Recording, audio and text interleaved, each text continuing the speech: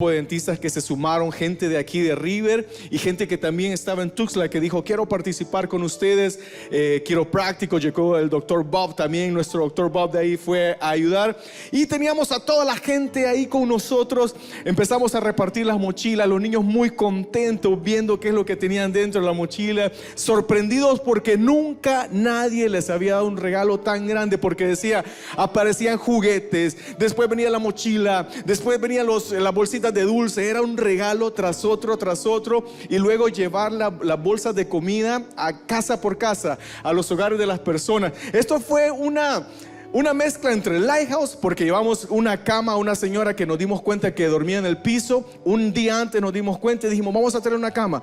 Llevamos una refrigeradora con alimentos que nunca en su vida, por palabras que ellos nos dijeron, habían tenido en su refrigerador. Llevamos ese refri a estas personas. Todos ellos se dedican a la agricultura, todos ellos se dedican al campo. El menú de ellos es maíz, frijoles y por ahí, si les alcanza un poquito, pueden comprar queso. Fueron las cosas que ellos nos decían. Fuimos visitando, fue Misión Graneros, con Proyecto Honra, con Lighthouse, de todo hicimos todos los ministerios ahí. Todo junto ahí para ellos, porque se lo merecen. Estas personas se lo merecen. ¡Maravilloso! En un momento paramos todo y empezamos a ministrar. Se pudo predicar la palabra. La mayoría de estos niños no saben leer ni escribir. La mayoría de ellos hablan 2 idiomas, hablan español y un dialecto. Se les predicó. Yo venía pensando cuando regresamos, decía, esta gente, nadie va donde ellos, nadie pasa por donde ellos, ni por casualidad ni por error. Para ir hay que ir hasta allá. Porque todo es una inversión, desde el boleto aéreo a toda esa gente que fue. A esa gente maravillosa le decimos un caluroso aplauso. Gracias por el esfuerzo, gracias por estar. Esto es en México, acá. Esto sin duda nació en el corazón del Señor, llevar a este grupo de guerreros hasta donde están ellos, para predicarles, para ministrarles, para abrazarlos y llevarles el mensaje de la cruz hasta allá, a esa comunidad. Así que, iglesia, fuimos a representarlos a cada uno de ustedes hasta Chiapas. Gracias, Ítalo. Chiapas, México. Y la semana que viene te vamos a seguir contando más. Esto tiene que ver con tu semilla, con tu siembra y, por supuesto, la tracción a sangre. Los que literalmente fueron, están muy cansados hoy. No se duerman, porque algunos vienen muy cansados, no durmieron allá o durmieron poco, el cambio de horario aquí en los Estados Unidos, pero lo bueno es que no hay nada mejor que llegar a la cama habiendo agotado la última onza de energía para el Señor, diciendo, Señor, vale la pena gastarse para Dios. ¿Cómo no va a valer la pena? Es maravilloso, ¿sí o no? Muy bien, ¿estamos listos? Muy bien. No, hay 3 listos y los demás no se despertaron. ¿Estamos listos? Ahora sí. Hace algunos años, un muchacho llegó a mi oficina y dice, Dante, vengo a decirle que se terminó mi tiempo aquí, en la iglesia. Yo había escuchado antes esas palabras de parte de otros. Durante muchos años me ha tocado darle la bienvenida a mucha gente y despedir a otros tantos. Eso es parte de una iglesia viva, de un organismo vivo. Hay personas que se tienen que ir, me ha tocado pronunciar palabras de despedida porque para algunos es normal crecer, madurar, migrar. No es que necesariamente el que se va es porque está pasando una crisis o se va disgustado. Pero este en particular me dejó confundido porque este muchacho había estado con nosotros por varios años y siempre me mencionaba que yo era un padre para él. De manera que le pregunté, ¿hay alguna razón por la que crees que tienes que irte? Y él me dijo, es que siento que acá no me están alimentando. Dice, no me nutro. Y yo necesito otro tipo de palabra, más sólida. No me estoy nutriendo. No me están alimentando, es la frase que usó. Y yo siempre detesté esa frase, de toda la vida. La frase, aquí no me alimentan. No porque yo sea inseguro, sino porque la cultura de River, la filosofía de esta congregación, está diseñada para aliviar síntomas de ese tipo. O sea, hemos construido a conciencia una cultura que incluye una mentalidad de autoalimentación, de autonutrirse. O sea, no subestimamos la espiritualidad de nadie y mucho menos subestimamos la obra que hace el Espíritu Santo. No lo tenemos que ayudar necesariamente. La negligencia de la responsabilidad de autoalimentarse abre las puertas a una codependencia peligrosa, totalmente nociva. Y esto deviene en el raquitismo espiritual, la codependencia espiritual. La codependencia es esperar que me alimenten y eso produce cristianos enanos, pigmeos, atrofiados, analfabetos espirituales, que acá no hay, gracias a Dios, pero capaz que en alguna iglesia nos están viendo y sí. Entonces, claro, porque imagina que un día tu esposa te ve demacrado y consumido. Yo esto lo hablé alguna vez, puse el mismo ejemplo. Imagina que te ve demacrado, consumido, si estás casado obviamente. Estás tan frágil que tus huesos están a la vista, tienes el vientre, el abdomen distendido a causa del hambre. Obviamente no estás comiendo. Entonces le dices a tu esposa gorda, que casualmente ella sí come. En esta casa nadie me está alimentando, me estoy muriendo. ¿Cuál crees que sería la respuesta? Especialmente si te movilizas por tu cuenta. Si no estás confinado a una cama, a una silla de ruedas, no sé. Especialmente si tus extremidades están fuertes, ¿qué crees que te diría? Aliméntate a ti mismo. Cocínate que no te vas a herniar. Eso decía mi mamá. Cuando éramos adolescentes decíamos, mamá, ¿qué hay de comer? Fíjate lo que hay ahí. No me podés hacer, no te vas a herniar por cocinar, te decía. Uno se tenía que cocinar, algo sofisticado como un huevo o algo así. Entonces, la crisis más seria que está padeciendo actualmente el pueblo cristiano es la que llamamos la crisis de desarrollo. Porque hay cosas que nadie puede hacerlas por nosotros, nadie. En un ámbito religioso donde están de moda y son tan populares los profetas, hay que saber que nadie más puede sentarse a los pies del Señor para oír cuáles son las instrucciones para nosotros. No podemos hacer eso vicariamente, que alguien nos diga lo que Dios nos dice a nosotros. No podemos vivir de eso siempre. Solamente yo puedo fomentar mi propio crecimiento espiritual. Solamente tú puedes fomentar tu propio crecimiento espiritual. Entonces yo recuerdo el momento en que me encontraba en la misma situación que este muchacho que me vino a ver. Pues no lo estoy juzgando. Nada más que me recordó a lo que yo también pensaba cuando delegaba la responsabilidad de mi crecimiento espiritual a otros. Cuando era adolescente me quejaba mucho ante Dios sobre, por ejemplo, la calidad académica de la predicación en la iglesia donde yo me congregaba. Me aburría. Entonces decía, Señor, en este lugar me estoy muriendo de hambre. Yo quiero otra cosa, otro alimento. No me están alimentando. Siempre decía, Señor, me estoy desnutriendo. A veces espero uno que otro campamento, alguno que otro congreso para ver si me puedo alimentar, pero no puedo vivir así. Y sentí claramente la voz del Señor en mi interior que me dijo, ¿por qué culpas a los demás por tu falta de crecimiento? ¿Qué tienen que ver los demás? ¿De verdad estás dependiendo de que te alimenten una vez a la semana? Y mi problema no era la falta de recursos. Mi problema es que estaba esperando a que el pastor me diera de comer en la boca con la cuchara. El avioncito, ¿qué dice Jehová? Oh, ¿qué dice Jesús? Oh, pure. Estaba esperando eso. Yo quería que otro hiciera lo que yo tenía que hacer por mí mismo. Tomar la plena responsabilidad de mi nutrición espiritual, de mi solidez. Entonces, al comenzar a adentrarme en las Escrituras por mí mismo, vi el Salmo 32:8, que está justo en el centro, en el eje de lo que te estoy contando. Estaba en el eje de mi error. El Señor dice, yo te instruiré, y te mostraré el camino que debes seguir. Está hablando el Señor. Velaré por ti. Y luego dice, no seas como el mulo, como la mula, como el caballo, que no tienen discernimiento. Ahí yo quería dejar de leer, dije, bueno, ya no me está hablando a mí, pero el Señor hablaba. Y cuyo brío hay que domar con brida y freno para acercarlos a mí. O sea, yo dije, ese soy yo. Tuve que aceptar la cruda verdad. Yo era ese caballo. Yo era esa mula. Bueno, yo era caballo, no mula. Caballo. Machito, gracias a Dios, pero caballo. Y es lindo tener que confesar esto. Pero yo quería que me alimentaran, entonces tenía que asumir la responsabilidad de mi propio futuro. Esto no significa que está mal venir a la iglesia y recibir. Está bien, pero no podemos vivir solo de eso. ¿Quién vive comiendo una vez a la semana? Y cometí el más común de los errores. Quería que mi pastor estudiara mucho, se preparara mucho, para que pudiera echar baldes de conocimiento sobre mi cerebro y yo absorberlo.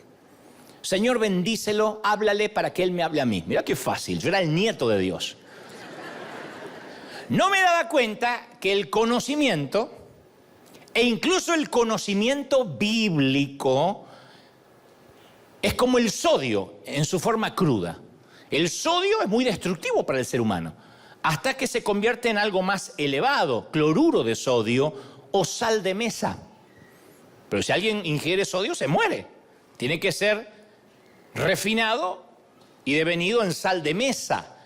De la misma manera, el conocimiento en sí mismo tiene que convertirse en algo más elevado, en sabiduría. Si no es solo conocimiento bíblico, que no necesariamente es sabiduría para la vida. ¿Hace sentido? Me están mirando así como diciendo, ¿a dónde va? ¿Me hace sentido o no? Porque aún la verdad necesita una guía sabia.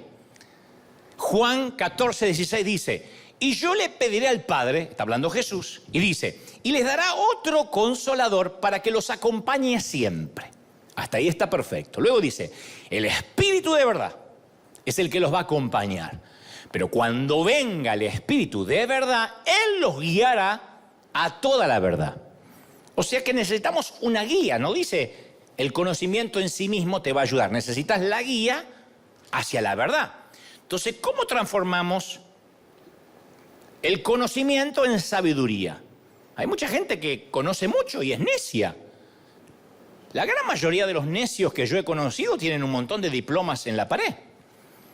Instrucción no es necesariamente lo mismo que sabiduría. Inteligencia no es lo mismo que sabiduría. Hay gente muy necia.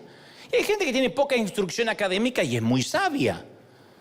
Y yo no estoy hablando del conocimiento confuso, religioso, escatológico que hay que sumar en el cerebro. Yo hablo de comida. Lo que te ayuda durante la semana, cuando no hay servicio, cuando no podemos cantar juntos. Hablo de agua.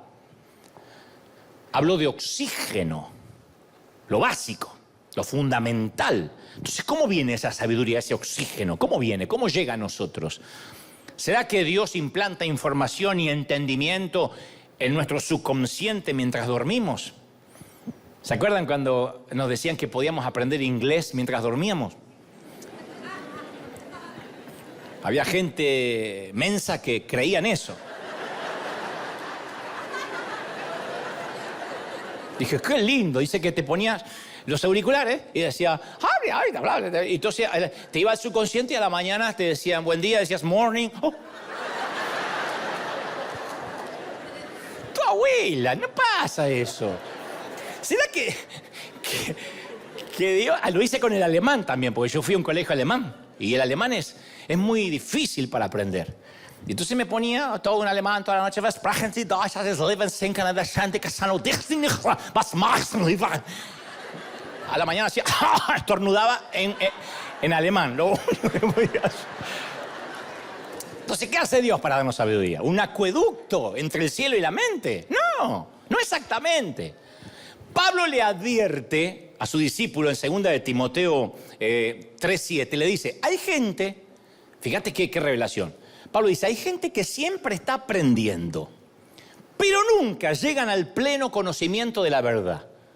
Ahí confirma nuestra teoría. Aprender no es llegar al conocimiento de la verdad, no es ser sabio. Saber la Biblia de memoria no te da sabiduría.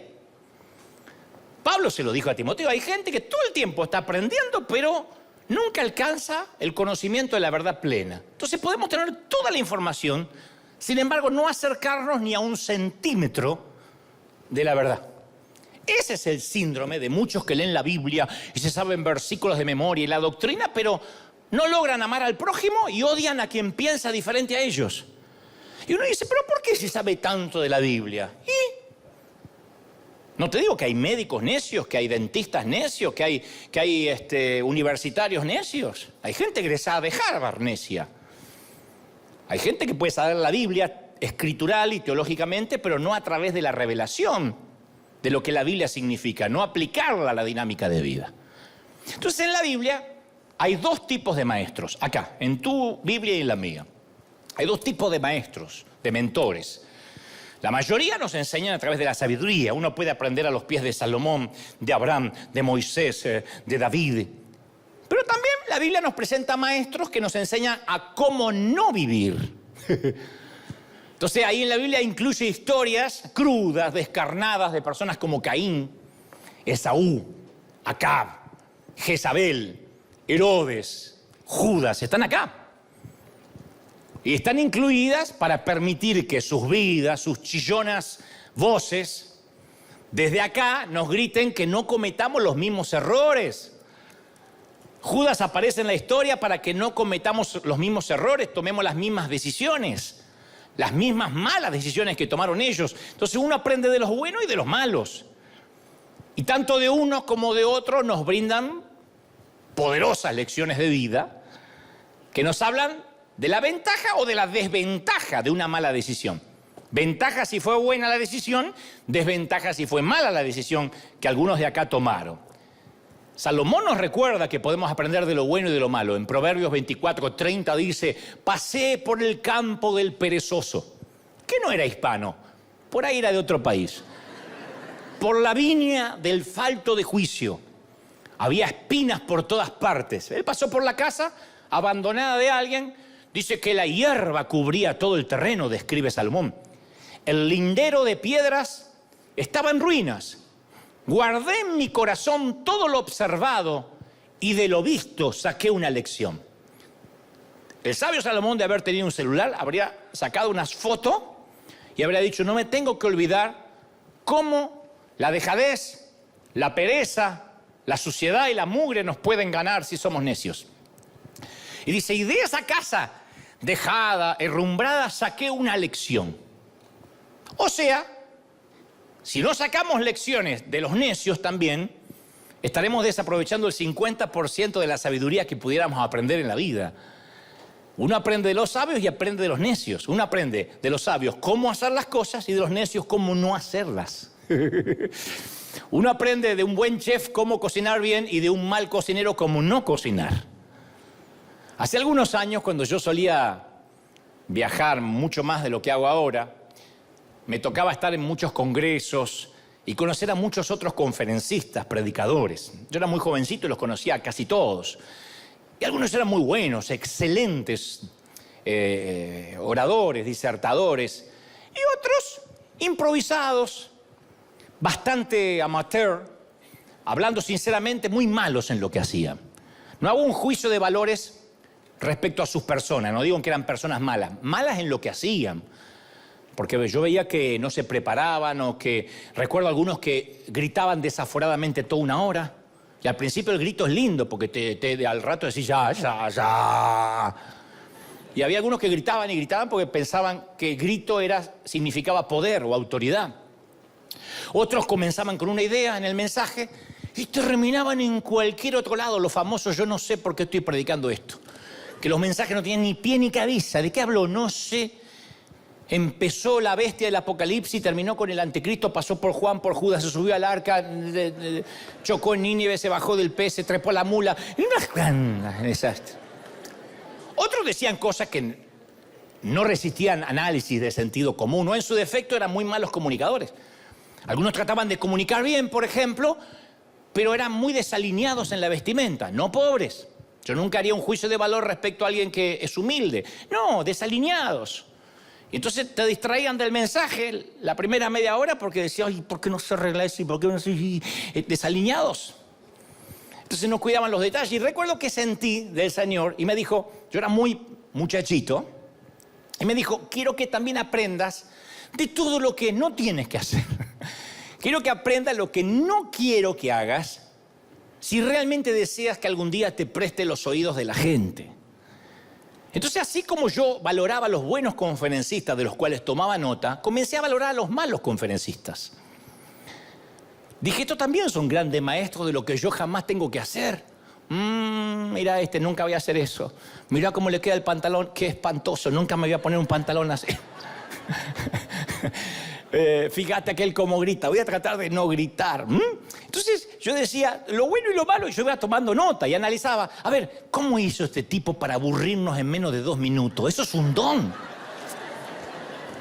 Viste que hay gente que tiene el don, es un milagro, en 2 minutos, ¿te durmió? Yo decía, y yo reflexionaba, a ver, antes me levantaba y me iba. Yo decía, de este no puedo aprender nada. Y yo me decía, no, aprende. ¿Qué es lo que aburre? ¿Su tono monótono? ¿Su falta de inflexiones en la voz? ¿Su falta de preparación? ¿Será que está preparado pero le falta pasión y no es creíble y la gente no cree a nadie que no cree él mismo lo que está diciendo? Entonces yo empezaba a tomar nota. Entonces, si logramos aprender de lo malo, tanto como de lo bueno, vamos a aprender el doble en nuestra vida. Por eso Dios puso en la Biblia relatos crudos, sin editar, historias que terminan mal. Porque aquí no es como los cuentos de Disney, que siempre se casa el príncipe con la princesa. Aquí hay gente que tiene mucha sabiduría y gente que terminó mal su vida. Saúl, el propio Sansón, con necedad. Entonces hay personas que se comportaban bien y otros no, los buenos y los malos. Y Pablo afirma en Romanos 15:4 que todo lo que se escribió en el pasado se escribió para enseñarnos. ¿Están conmigo, sí o no? A fin de que alentados por las Escrituras, dice el apóstol, perseveremos para mantener nuestra esperanza. Entonces todo fue escrito para algo. Las lecciones pueden venir de cualquiera en la vida. Salomón dijo en Proverbios 13:20, el que con sabios anda, sabio se vuelve. El que con necios se junta, saldrá mal parado. O sea, en ambos siempre aprendemos algo, algo se nos pega. Nos convertimos en aquellas personas iguales con las que andamos. La sabiduría, convengamos, es contagiosa. Cuando yo me reúno con alguien culto que le gusta leer y empezamos a hablar de libros, de literatura universal, a mí me dan ganas de leer. Cuando me dice, tienes que leer 100 años de soledad, cuando me lo dijeron la primera vez, tienes que leer a Gabriel García Márquez, a Neruda. Para mí eran libros que no estaban a mi alcance cuando era chico y de repente el hambre por leer vino por rodearme de gente que leía, que no vivía con el celular. Entonces, si uno quiere ser sabio, tiene que rodearse de gente sabia. Por eso, si no analizamos nuestro mundo relacional, los que nos rodean, nos podemos meter en muchísimos problemas. Porque las relaciones, quienes nos rodean, nuestro entorno, así como cualquier área de nuestra vida, requieren evaluación, a veces poda, refuerzo constante, a veces refinanciar algunas relaciones. Una vez te conté una frase que me decía mi abuela que después terminó siendo un mensaje que está disponible en nuestro sitio web oficial. Mi abuela decía, Dante, cuidado con quien te junta que la estupidez se pega. La abuela alemana sabía. La estupidez se pega. Yo pensaba que no. Sí. No solo la sabiduría se pega la estupidez. Aún en nuestro mundo adulto se pega. Yo hablé de esto, no es lo medular del mensaje hoy, pero me gusta hacer un repaso. Si uno trabaja en un entorno, en una fábrica, una empresa, una oficina, donde los insultos fluyen todo el día como un río contaminado, ¿se puede pegar el hablar mal? Todo el día hablan mal, todo el día es doble sentido. Y todo es con doble sentido. Todos son chistes groseros, procaces, chabacanos, torpes. ¿Se puede pegar? ¿Cómo que no? 1, 2, 3 semanas y vas a estar hablando igual. Quizá trabajes en un entorno donde lo único que importa es hacer dinero. Y todo el mundo hace dinero, invierte en la bolsa, y que compré esto y me metí en un multinivel, pero este multinivel es mejor que este otro multinivel, y mejor vende esto porque el otro, y vas a llegar a ser un diamante. Fíjate el auto que maneja aquel porque es un super, ultra, hiper, macro diamante. ¿Se puede pegar la avaricia? Yo tuve que cortar amistades que lo único que querían desde que me veían hasta que me despedían era meterme en un multinivel. Entonces, no me interesa. No, pero no es venta, no es venta, ¿Querés ganar mucha plata? ¿Querés ganar mucha plata sin hacer nada, sin mover el trasero? No, de donde yo vengo hay que trabajar.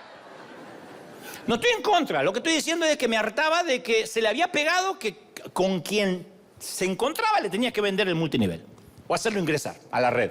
¿Se puede pegar? Sí. En las fiestas. donde todos afirman que son bebedores sociales. Ninguno se considera borracho, pero son bebedores sociales. Y van por el tequila, y por la cerveza, y por el vino, y por el whisky. ¿Se puede pegar la borrachez? Oh, no, ¿cómo que no? Mirá cómo dicen, amén. Yo miraba la semana pasada, los incidentes ocurridos en el estadio La Corregidora, entre Querétaro y Atlas. Fíjate qué informado que está el tipo. Se armó una batahola que derivó en una violencia extrema. ¿Se puede pegar la violencia? Sí. Porque estaban los barras, los que van a hacer porras y a buscar camorra, y el otro que está ahí que dice, peguemos, que se contagió y empezó a pegar. O primero empezó defendiéndose, después se calentó y empezó a pegar. La estupidez es viral. Es la nueva pandemia. Las redes muestran eso, ¿no? Y hay cientos de variantes, pero siempre es el mismo patrón. De pronto vemos a una chica, jovencita, bonita, que ama al Señor, que lo sirve, que no falta nunca en la iglesia, y conoce a un chico, lo voy a decir de una manera fina, que transita por los rieles de la estupidez. Fíjate vos, qué poético. Si conoce a un estúpido, suena feo. Transita por los rieles de la estupidez. Se ponen de novio y jamás logra ella que él deje de ser un cretino, un tarambana, un insensato importante. No, siempre es al revés. La cepa de él termina siendo más contagiosa. Ella comienza a ir al ritmo de él en vez del de Dios, y entonces su vida toca fondo, en unos meses es un desastre. Lo más probable es que ella deje de servir, después deje de congregarse, y después aparecen fotos en las redes haciendo las mismas estupideces que él. Le pasa a muchachas, le pasa a muchachos también. Cuando nos rodeamos de gente tonta, nos volvemos como ellos. Es bíblico. Y cuando nos rodeamos de gente sabia, buena, madura, se nos pega el carácter. Se nos pegan las cosas buenas. A mediados del año 1991, yo trabajaba como diseñador gráfico en un seminario bíblico de Buenos Aires. Y para ese mismo entonces me habían comenzado a invitar a predicar en algunas pequeñas congregaciones de Buenos Aires. Y yo hacía lo mejor que podía, mi mayor esfuerzo. No tenía conocimiento teológico, pero luego de algunos meses de predicación me convencí de que ya había agotado todos los mensajes que había en la Biblia. 3. Yo los iba salteando, y a veces cuando me invitaban por tercera vez decía, no, hasta acá, siento de Dios de no ir, porque no tenía más mensaje. No sabía qué más decir. Me sentía un neófito. Entonces una mañana, en el seminario donde trabajaba, caí en la cuenta que dentro del campus había una librería que contenía una audioteca, o sea, una colección de mensajes de predicadores que habían pasado por la capilla del instituto. Así que, aburrido, una mañana fui a la librería, pedí el catálogo de cassettes. Algunos no saben lo que son cassettes, porque son todos acá de la generación de Justin Bieber, de Maluma para acá, pero yo soy de cuando había cassettes. Y me detuve en nombres de predicadores que jamás había oído ni leído en mi vida. Y todos los mensajes tenían más o menos títulos parecidos, muy clásicos. La santidad, la integridad, cómo crecer en Cristo. Pero algunos títulos en particular me llamaron la atención. A saber, Una noche más con las ranas. Bailando con la más fea. Cerco de espinos. Ustedes dirán, eran mensajes tuyos. No, eso los robé.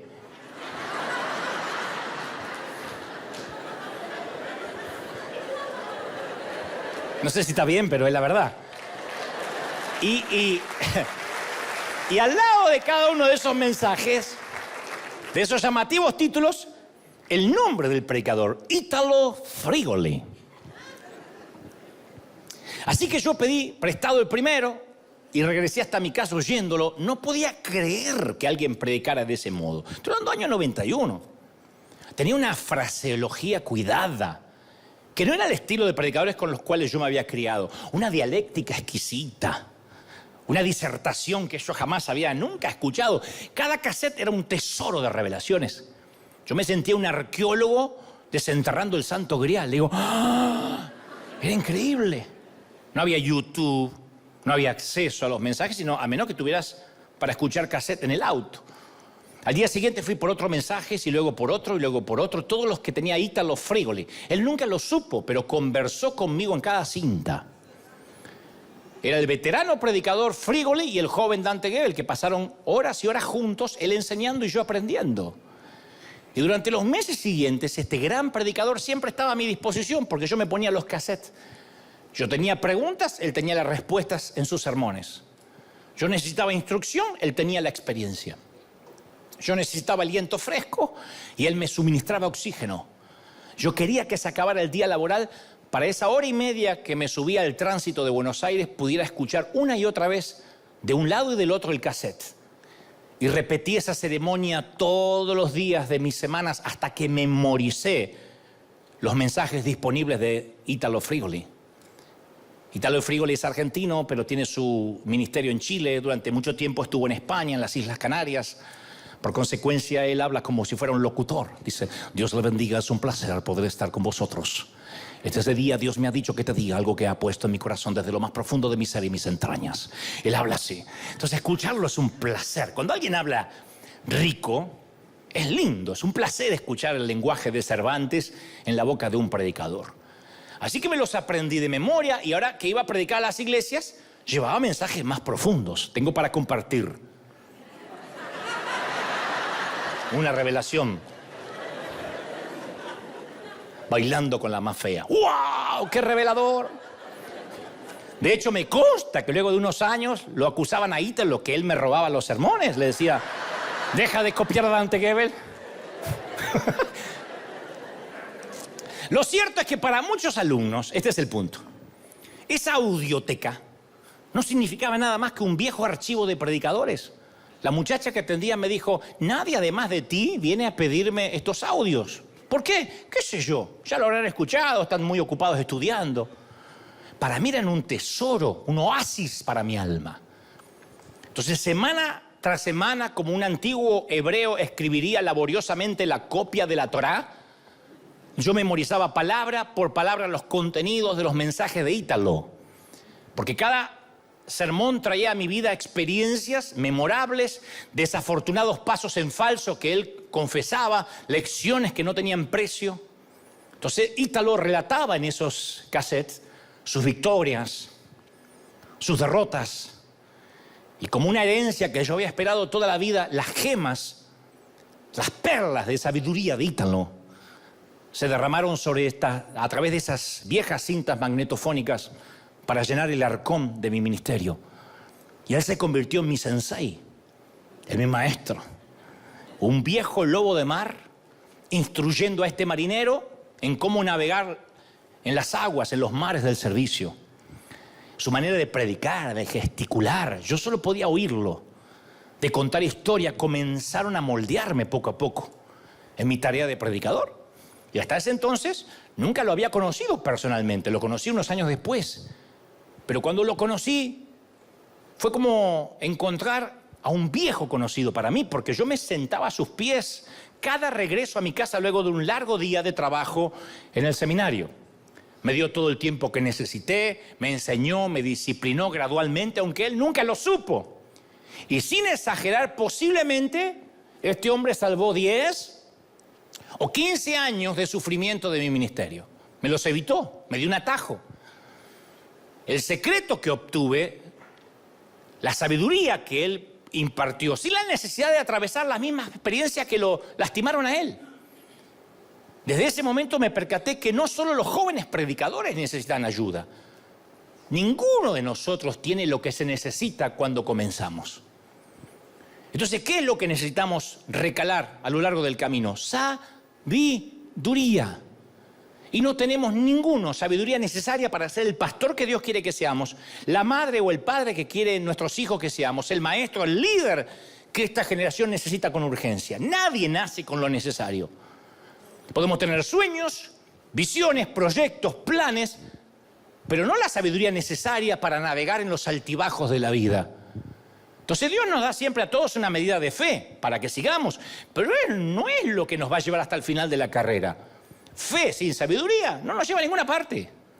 ¿Cuánta gente que en fe comenzó cosas y no fueron sabios y dilapidaron proyectos maravillosos de Dios? Se metieron en visiones faraónicas que Dios nunca les mandó por falta de sabiduría. La gente se hartó que la esquilaran. Cuando vas a una iglesia que te levantan 5 ofrendas para mantener los gastos fijos, primero dejas de invitar a alguien nuevo porque te mueres de vergüenza. Segundo, dice, estoy harto, todo es dinero. Y el pobre pastor, lo entiendo, se metió en algo faraónico que después no pudo sostener. Compramos el elefante y luego hay que alimentarlo. ¿Qué es eso? Falta de sabiduría. En la administración, en la mayordomía. Entonces Dios diseña nuestra vida para que siempre nos mantengamos aprendiendo, madurando. Nacemos con esa escasez de sabiduría para evitar que nuestros corazones se vuelvan ásperos, duros. Entonces Dios nos mantiene humildes, maleables, corregibles, cambiables, transformables. De hecho, ese proceso de maduración se llama una relación con Cristo, creciendo conforme a la estatura de la plenitud de Cristo. Ahora, ¿cómo conseguimos esa relación a diario? Bueno, esto es lo que te voy a compartir de parte del corazón del Señor. Podemos elegir entre 2 maestras. Tenemos 2 instructoras disponibles en la vida. 2 maestras que quiero que te aprendas de memoria su nombre. Porque son las 2 maestras destinadas a enseñarnos todo en la vida. Yo las conocí a las 2, una más que otra. Ambas son docentes de alto rango, saben lo que hacen. Ninguna de ellas sale barato. No es que, ¿y cuánto cuesta? Caro. Pero ambas requieren algo de nosotros. Ambas nos terminan cobrando algo. Son las 2 maestras de la vida. Y hay que elegir entre una y la otra.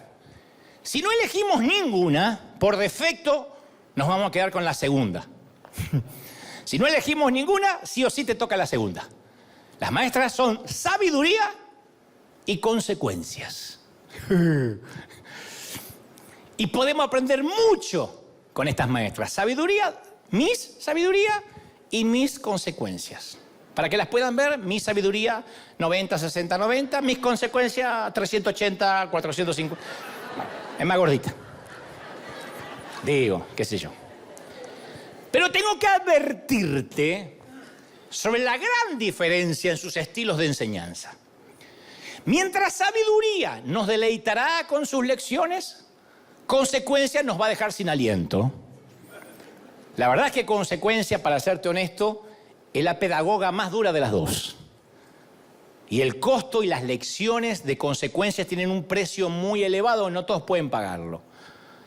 A consecuencia la suelen apodar bajo otro nombre. ¿Vieron que los niños siempre le ponen apodos a las maestras? Bueno, a consecuencia le suelen decir aprender por las malas.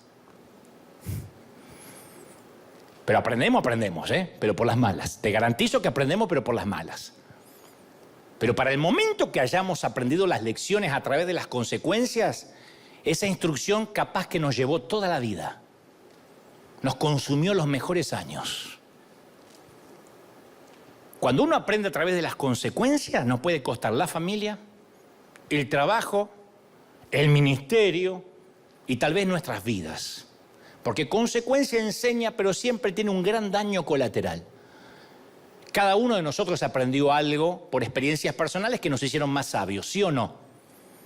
Aprendiste a través de que te traicionaron a no confiar tan plenamente. Aprendiste a no entregar el corazón tan rápido, pero para eso tuvo que haber una estafa, un beso del traidor. Tuvieron que haber jugado con tus sentimientos. Aprender por las consecuencias duele siempre.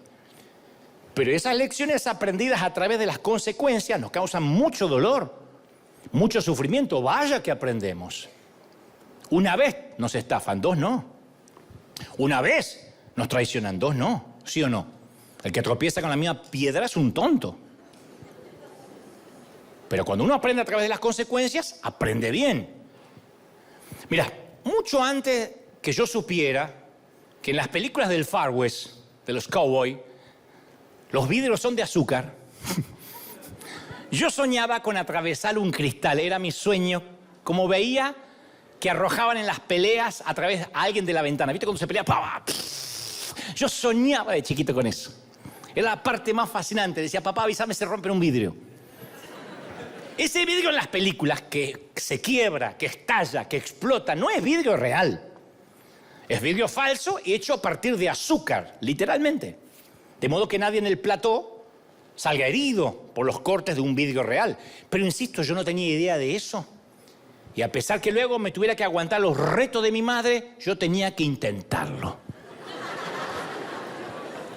Así que disfrazado del zorro, decidí, montado en la escoba, intentar atravesar el vidrio. Yo quería intentar con tornado atravesar el vidrio de la ventana de la cocina de casa. Me rompí la nariz, la trompa. El vidrio ni se inmutó. Y ese día me volví un poquito más sabio. ¿Qué aprendí a los 8 años? ¿Cuál es la lección? Dante, los vidrios de las películas no están hechos de lo mismo que los vidrios de mi casa. Coseché una perla de sabiduría impresionante a partir de una experiencia personal, lo cual incluyó dolor, una trompa partida. Pero era una perlita de sabiduría, un pedacito de todo el tesoro de la vida. Para convertirme en el hombre que Dios quería que fuera, necesitaba una bolsa de esas gemas. Para llegar a donde yo quería necesitaba de mucha más sabiduría de la que había ganado en mi desafortunada experiencia contra el vidrio de la cocina. Y la verdad es que si vamos a aprender solo por consecuencia, no tenemos la cantidad de huesos que se necesitarían romper para adquirir la sabiduría que necesitamos. No tenemos la suficiente cantidad de narices para rompernos. Pero claro que aprendemos en el camino de las consecuencias. ¿Cómo no? Yo aprendí. Mejor que si una maestra me hubiese dicho, te voy a explicar de qué está hecho el vidrio. Yo quería probar. Hasta que no te quemas, no aprendes. Pero ¿cuántas veces te vas a quemar? Uno aprende por las consecuencias. El salmista en el Salmo 119, 67 dijo, antes de sufrir anduve descarriado, pero ahora obedezco tu palabra. Me hizo bien haber sido afligido, porque así llegué a conocer tus decretos. Hasta el salmista tuvo que romperse la nariz. Ahora, pregunto, ¿no sería mejor en la vida adquirir sabiduría? Aprender que no puedo atravesar un vidrio sin romperme la nariz y fundamentalmente sin tener la necesidad de rompérmela. ¿No sería buenísimo? Por eso, mi sabiduría duele menos que mis consecuencias. ¿Me siguen o no? Porque están así. Cuando empieza el seminario, uno no entendió nada. Si consecuencias tiene un costo de efectos colaterales, sabiduría tiene un costo opuesto, están las antípodas. Requiere disciplina, la sabiduría requiere de obediencia y fundamentalmente tiempo. ¿Y quieres saber cuál es la mayor diferencia entre sabiduría y consecuencias entre las dos maestras? Es una diferencia abismal. Sabiduría nos enseña las cosas antes que cometamos el error y luego nos toma el examen. Pero nos enseña antes la sabiduría. Consecuencia, primero nos hace cometer el error, nos toma el examen primero antes de enseñarnos algo. Sabiduría pone la cerca antes del precipicio y te dice no pases de aquí, no metas la pata, no cometas un error. Consecuencia, te visita en el hospital. Cuando estás con las 2 piernas fracturadas y traumatismo de cráneo. Está ahí. Ay, aprendí. Hablando de esto, verídica esta historia, yo sé que me ven en España. No voy a decir el nombre del pastor ni la ciudad para no herir sensibilidades. Pero tengo un gran amigo pastor en España que me dijo, otro pastor fulano de tal está muy accidentado y está en el hospital. Y sería para él una alegría que lo vayas a visitar, así que nos hicimos un tiempo y fui a verlo. Estaba todo quebrado, casi no lo reconozco. Las 2 piernas así, como en las películas, los 2 brazos quebrados, apenas podía mover así. Me dice, qué gusto, qué placer que ha venido aquí. Y yo le digo al anfitrión que me llevó, ¿qué le pasó? Y me dice, no, que te lo cuente él. ¿Pero por qué? Porque nos pidió contártelo él. Digo, ¿pero por qué está todo quebrado? Que te lo pidió contarle él. Entonces estábamos ahí, nos quedamos a solas. Me dice, pues, he aprendido una lección.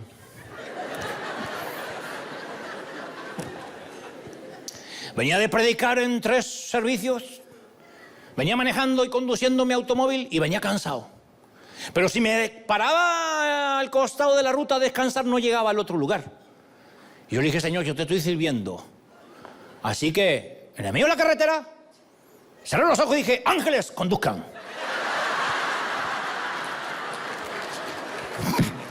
Telma y Luis.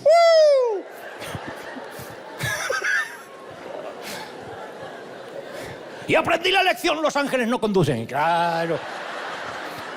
¿No era mejor aprender a través de la sabiduría? Se mató el gallego, se mató. No era gallego, era otro sitio. Salomón lo describe así en Proverbios 22:3. Dice, el prudente ve el peligro y lo evita. El inexperto sigue adelante y sufre las consecuencias. Entonces, ¿por qué no cosechar la sabiduría de experiencias ajenas? ¿Por qué no escuchar el testimonio de los que ya se equivocaron? Aprender de los que se equivocaron, como te dije al inicio.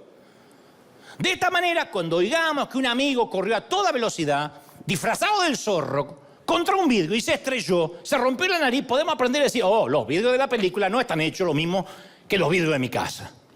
Los ángeles no manejan aunque esté sirviendo al Señor. Al aprender de otros, nos ahorramos rompernos la nariz. Obtenemos sabiduría de la experiencia, no tenemos que sufrir de la misma forma que el otro sufrió, si ya aprendió la lección. Entonces, cuando alguien te da testimonio de su matrimonio fallido, de su vida arruinada, sobre lo que hizo mal, cómo Dios lo resolvió, ¿cómo no vamos a aprender de lo que está aquí incluso? Entonces, si nos negamos a aprender, seremos personas completamente bobas, ingenuos, inocentes, ilusos, cándidos. Hasta la palabra de Dios nos llamaría estúpidos. Porque esta semana me escribió un creyente de Cristal, me dijo, qué tremendo Dante, qué bajo que has caído. No digas estúpido en el lugar sagrado. Yo te voy a decir una cosa. No iba a contestar, pero vos viste que yo no me aguanto. Si te niegas a aprender, no solo Dios te llama así, sino que te dice adoquín, alcornoque, badulaque, fatuo, ganso, imprudente, insensato, majadero, pasmado, estólido, obtuso, ordinario, bestia y en los ratos libres, bruto. Porque hay que aprender. Una persona sabia ve las consecuencias en el futuro y hace un cambio antes de estrellarse contra el vidrio. Una persona tonta corre. Escuchó que Dante se rompió la jeta y él corre contra el vidrio. Lo tiene que experimentar en carne propia antes de poder aprenderlo. Y si esa es la manera en que decides vivir, se te va a ir la vida. ¿Cuántas veces te vas a casar?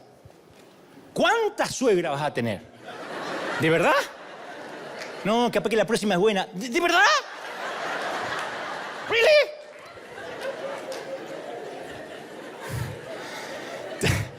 Hay que aprender de las experiencias de otros. Ahora, así como hay dos maestros en la vida, también hay dos exámenes. Dos tipos de exámenes. Ambos pueden causar sufrimiento, pero uno empuja hacia adelante mientras el otro nos va a retrasar. Ambos exámenes también tienen nombre. Disciplina o remordimiento.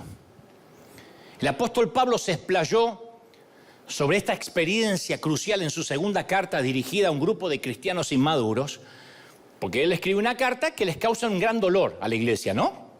Casi tan grande que ellos sentían que los había despellejado vivo el pastor. Y en 2 de Corintios 7:8, Pablo, no sé si se disculpa, pero aclara, dice, si bien los entristecí con mi mensaje, con mi carta, no me pesa. Es verdad que me pesó cuando lo escribí, porque me di cuenta que por un tiempo mi carta los entristeció. Sin embargo, ahora me alegro, dice Pablo, porque no se entristecieron con esa tristeza que no produce nada, sino que los llevó al arrepentimiento. Ustedes se entristecieron tal como Dios lo quiere, de modo que nosotros, dice Pablo, de ninguna manera los hemos perjudicado. La tristeza que proviene de Dios produce arrepentimiento. ¿Alguien dice amén, sí o no? Amén. Lleva a la salvación, de la cual no hay que arrepentirse, mientras que la tristeza del mundo produce la muerte, dice Pablo. Entonces, una vez más, la disciplina puede causarnos dolor. Yo te voy a decir algo que por ahí no te dice otro predicador.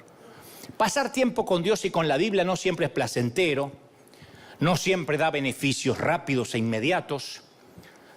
A mí me ha tocado que algunas mañanas obligarme a leer la Biblia me produce lo mismo que darme una ducha de agua helada en pleno invierno, no tengo ganas. Entonces, ¿cuál es la alternativa? Y bueno, el dolor de la disciplina tiene un costo menor al dolor del remordimiento. ¿Por qué no lo hice? Es más, no se le acerca ni un poquito un dolor a otro. Yo prefiero el dolor de la disciplina que el de pude haber hecho mejor y no lo hice. Santiago lo expresa claramente, nos cuenta que podemos pedir sabiduría de dos fuentes diferentes. Inicialmente habla de una sabiduría que viene de abajo, que trae remordimiento. Santiago 3:15 dice, esa no es la sabiduría que viene del cielo, sino que es terrenal, puramente carnal y diabólica. Porque donde hay envidias y rivalidades también hay confusión y toda clase de acciones malvadas. A la larga, este tipo de sabiduría mundana nos trae océanos de reproches. Aprovecha, acostate con todas las mujeres que puedas. Siempre hay un tío que te da esa sabiduría de calle, ¿no? No pagues impuestos, acá los gringos son idiotas. No pagué, si declarás todo lo que ganaste, tío San te quita todo, vos andás por tu lado, andás por la izquierda. A los 4 años el país te eyectó. Porque aquí el sistema funciona. A los 4 años de hacer las cosas por zurda, el país te vomitó. No puedes ni comprarte un dulce porque no tienes crédito, porque hiciste las cosas mal. No, si te para un policía, decirle que te olvidaste los papeles en casa. Después quieres arreglar tus papeles de ciudadanía y te sale que le mentiste a un oficial y como acá la mentira es un crimen, no te dan los papeles. Pero siempre hay alguien que te da un consejito de esos sabios de calle. Haceme caso a mí. Como los que me aconsejan a mí de qué harían, qué tengo que hacer con qué tenemos que hacer con el dinero. ¿Por qué le mandan a Ucrania? ¿Y por qué no le mandan a Irak? No puso un peso en su perra vida. Y me dice a mí lo que tengo que hacer. Pero ay, me pone loco. Claro, porque si me llama Bill Gates y me dice, mira, yo soy filántropo, yo te voy a decir dónde poder mandar dinero, yo lo escucharía. Pero este que pone un peso en la ofrenda, que no come banana para no tirar la cáscara, me quiere enseñar dónde tenemos que enviar dinero. Bueno, es gente que tiene la sabiduría de la calle. Y Santiago da una alternativa, dice, en cuanto a la sabiduría que desciende del cielo, es ante todo pura, además pacífica, dócil, llena de compasión, de buenos frutos. Entonces, en las bifurcaciones de la vida, vamos a tener que elegir en algún momento entre disciplina o remordimiento. Algunos vamos a mirar atrás con dolor y preguntarnos, ¿qué me pasó en aquellos años? ¿Qué provecho saqué de mis épocas de veinteañero? ¿En qué estaba pensando a los 30 y tantos años? ¿Cuándo fue que tomé el giro equivocado cuando ya tenía 40? Porque contamos con 7 u 8 décadas de vida nomás, ¿eh? Desperdiciar una década es un crimen. Algunos desperdician décadas como si fueran adolescentes. Cada década es sumamente preciosa. No queremos llegar al final de una década y darnos cuenta que malgastamos nuestra vida con remordimiento. Ahora, convengamos que mucha gente comete peores errores que nosotros, pero el punto es que no cometamos los mismos errores. No tenemos que utilizar el tiempo ni sufrir el llanto que otros ya lloraron. ¿Por qué? Porque hay gente que ya lo atravesó, está ahí en la Biblia. Por eso cuando predico yo suelo hablar más de mis errores que de mis victorias. Mi perfil de antihéroe es lo que más me ha resultado porque causa empatía con la gente y por lo menos cuando me estás escuchando dice, bueno, no voy a cometer los mismos errores de este flaco. No pases por las mismas experiencias que me lastimaron a mí. Si logras evitar todas las tonterías que yo siempre te cuento que hice, te habrás ahorrado años de sufrimiento y de dolor como yo me los ahorré escuchando a Ítalo. Cuando yo te cuento mis errores, cómo fracasé, cómo luchaba con la crítica, con la baja estima, cómo me fui haciendo un legalista en recuperación, es para que no cometa el mismo error, no para que diga, quiero ser como él, pasar todo lo mismo. No, no seas como la mula, dice el Señor. Ahora, vamos a especular un poquito y ya te dejo. ¿Qué hubiese pasado si en aquel seminario bíblico, en ese campus, en esa biblioteca, no solo hubiese encontrado una docena de mensajes como Ítalo, sino cientos de otros cassettes de otros predicadores similares a él? Y cada uno de ellos me hubiese ahorrado años de dolores de cabeza. ¿Cuál hubiese sido el precio de esas cintas? Si pudiera conseguir que otros grabaran sus experiencias, yo pagaría con gusto miles de dólares. Me metería en un préstamo para tener las experiencias de otros y que me las ahorren a mí. Me ahorrarían una vida de sufrimiento. Podría adquirir la sabiduría de años que superen aún mi tiempo en esta tierra. Eso merecería sin dudarlo el precio que tuviera que pagar.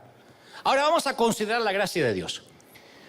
Dios toma a 400 de sus mejores mujeres y hombres, más o menos, expone sus historias crudas acá sin editar en una gran biblioteca de 66 libros. Libros sobre hombres, mujeres, reyes, esclavos, soldados, profetas, prostitutas, pecadores, diplomáticos, y los ubica uno por uno, no los edita, lo bueno y lo malo. Esto no es hipocresía como nuestra congregación donde todo el mundo luce igual. ¿Por qué Dios empaquetaría crudos acontecimientos en una biblioteca por el resto de la eternidad? Porque es para nosotros. Pablo escribió en 1 Corintios 10:11, todo esto sucedió para servir de ejemplo y quedó escrito para advertencia nuestra, para que sea el legado al fin de los tiempos. Entonces no hay que cometer los errores de Jacob, de Esaú, de Saúl, de Judas. Porque nos ofrece este libro la sabiduría de 66 libros. ¿Cuántos miles de dólares tendríamos que invertir para conseguirlo? Ni siquiera 1000, ni siquiera 100. Podemos adquirir esta sabiduría por menos de $10. Digo para los que nunca la leyeron y están esperando que yo le dé la comida en la boca al purecito todos los domingos. Salmo 119 dice, alguien tiene que aplaudir más que eso, ¿sí o no? Tus mandamientos me hacen más sabio que mis enemigos, porque son para mí, tengo más discernimiento que todos mis maestros, porque medito en tus estatutos, en esto. Entonces no necesitamos rompernos la nariz, estrellar nuestros sueños, destrozar nuestro futuro, aunque otros lo hicieron. Por eso es vital que nos peguemos a gente que ama la sabiduría, porque como la estupidez, la sabiduría es viral. Yo he hablado con mucha gente que entra aquí a River Arena. Últimamente han venido muchos artistas por el programa de televisión. Y he hablado con judíos, católicos, ateos que han estado ahí. Y todos, no te miento, coinciden. Dice, qué pegadizo, qué es esta energía. En los primeros minutos yo no entendía nada y después de ver la gente ahí en la pantalla se me pegó. Pregunto, ¿se pega el espíritu de alabanza? En la oficina hay una mujer que no deja de sonreír todo el tiempo. ¿Se pega el espíritu positivo? Asistes a un gimnasio una vez a la semana. Coincides con la misma gente, no las amigas gorditas de siempre, otra gente. No las que te dicen que te hacen sentir bien porque se comió un montón. Ay, yo también. Pequé. Ay, yo también pequé. Ah, sí, 4 pizzas me comí. Esa no. Esta gente está disciplinada, tiene entusiasmo en el gym, se entrega al máximo, toman sus batidos de proteína. Dicen, voy a almorzar, no aguanto más. Y se comen su lechuga. ¿Se pegan los hábitos de ejercicio saludables? Sí. Estás en una iglesia sin careta, sin máscara, sin hipocresía. Se animan unos a otros. Dicen, ay, esta semana no oré casi nada. Yo tampoco. Tenemos que ayudarnos. ¿Se pega la autenticidad? Sí.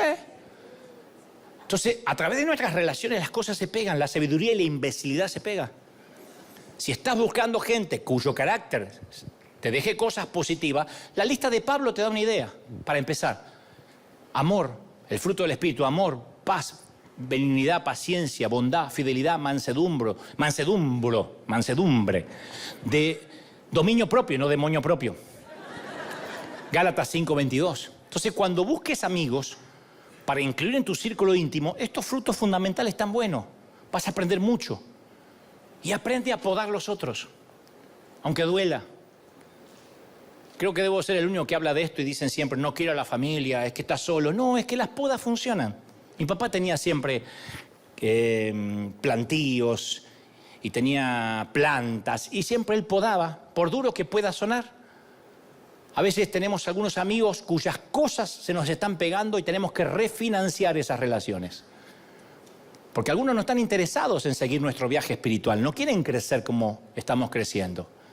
Y cuando eso ocurre hay que dejarlos marchar, aunque duela.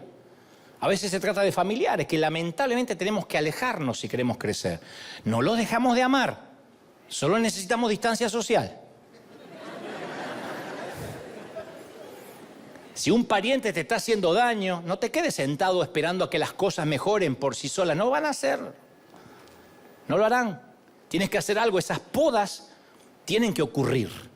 Y como te dije una vez, quizás tengas que grabar en tu contestador: hola, te comunicaste conmigo y quiero decirte que estoy en plena temporada de cambios. Si para mañana no respondo tu mensaje, es que seguramente eres parte de esos cambios.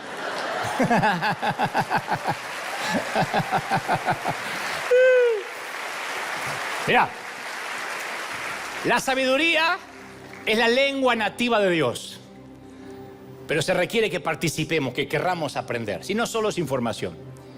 Y en este globo giratorio que nos toca vivir, la vida le va a dar su mejor fruto a granjeros diligentes. Y sus tesoros se los entregará a los industriosos peregrinos que trabajen duro. No a aquellos que se queden en una mecedora esperando que la vida les cambie. Dios nos libre de llegar a los 80, a los 90 años y decir: ¿cómo desearía haber sabido lo que sé hoy en aquel entonces? Porque ya habrá sido tarde. ¿De qué sirve ser sabio a los 99? Y decimos: si tan solo habría entendido, si tan solo hubiese sido capaz de ver, si tan solo me hubiese detenido a pensar, habría criado a mis hijos de manera distinta. En lugar de estar todo el día en el trabajo, cuando los quise disfrutar les tocó ir. Hoy les dedicaría más tiempo, porque ellos no se acuerdan de lo que le compraste, sino el tiempo que pasaste con ellos. No habría arruinado mi matrimonio. No me habría apurado en casar. No me habría apurado en tener más hijos, pensando que un hijo iba a resolver la crisis. Jamás me habría alejado del Señor. Así que, si tienes la fortuna de escuchar a un predicador que te cuenta que se rompió la nariz por tonto, y te enseña que los vídeos de las películas no están hechos de lo mismo que los vídeos de tu casa, aprende la lección. Anótalo en las tablas de tu corazón, escríbelo, átalas a tu cuello y escríbelo en las tablas de tu corazón. Y hazte un favor, ahórrate el golpe, ahórrate la vergüenza y ahórrate el dolor. Adquiere sabiduría y camina siendo sabio. Es lo mejor que te puede regalar el Señor. Vamos, dale un aplauso al Señor, dale un aplauso gigantesco al Señor de señores y al Rey de reyes. Una vez que te pongas de pie, yo quiero escuchar ese aplauso y que se escuche en América, en Asia, en África, en Europa, en Oceanía. El Señor ha hablado hoy. ¡Bendito sea el Señor! ¿Cuántos quieren aprender a través de la sabiduría? Díganme amén.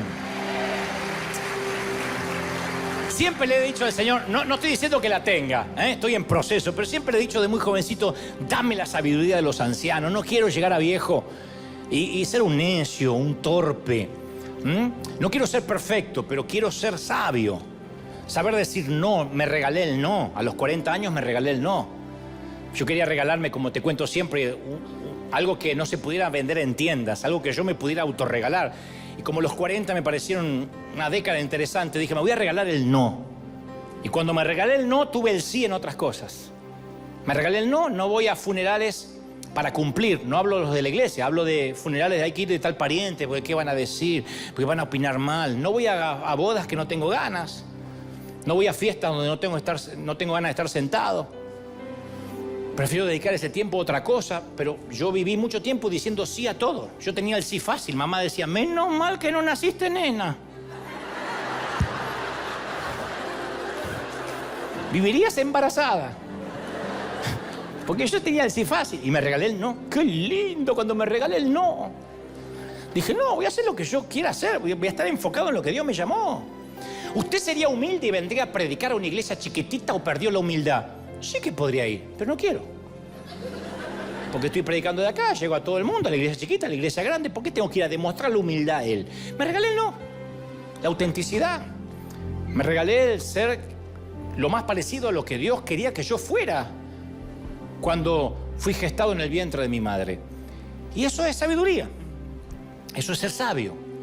Cuando vi que relaciones tóxicas no cambiaban, incluyendo a parientes, y no cambiaban, y siempre era: te fuiste a Yanquilandia y te haces el rico y no mandás plata para acá, nos tenés que mantener a todos, dije: basta, se terminó. Porque yo digo siempre que hay gente que va por el cobre y por el bronce. El cobre tipifica el dinero. El bronce significa reconocimiento. El cobre es fácil limitarlo. Dice: ¿cuántos me cobras por esto? ¿Cuánto me cobra, caballero, por cortarme el césped? Tanto. Le pagas y se acabó, no le debes nada. Te cortó el césped, le pagas. Pero aquel que dice: a mí no me des nada y quiere reconocimiento, no terminas de pagar nunca. Es una hipoteca emocional que nunca puedes terminar de refinanciar. Siempre le debes algo. Porque te fue mejor y a ella no, o a él no, le tienes que deber. Porque me tienes que mandar, porque es tu responsabilidad, porque eres el hijo, porque eres el primo, porque eres... Entonces, a veces cuando uno no termina de reconocer nunca, ese bronce nunca termina de lustrarse. Y hay momentos que dice, basta. Yo manejo mi presupuesto emocional, no los demás. Yo tengo que pararme acá, mínimamente fresco, auténtico, con mis 5 sentidos, no totalmente drenado y vampirizado por personas que porque tienen mi número de celular me vuelven loco toda la semana. Dije, basta, eso es sabiduría. Saber elegir y decir, a ver, la sabiduría se me pega, la estupidez también. Entonces yo decidí, no dejo de amar a nadie, porque si no, no podría predicar. Pero Dios no me obliga a llevarlos conmigo. Cuando Dios te dice, sal de tu tierra y tu parentela, como Abraham, no te lleves a Lot, no quieras ser más bueno que la orden de Dios. No te subas a Jonás a la barca, porque por muy buenas intenciones que tengas, te va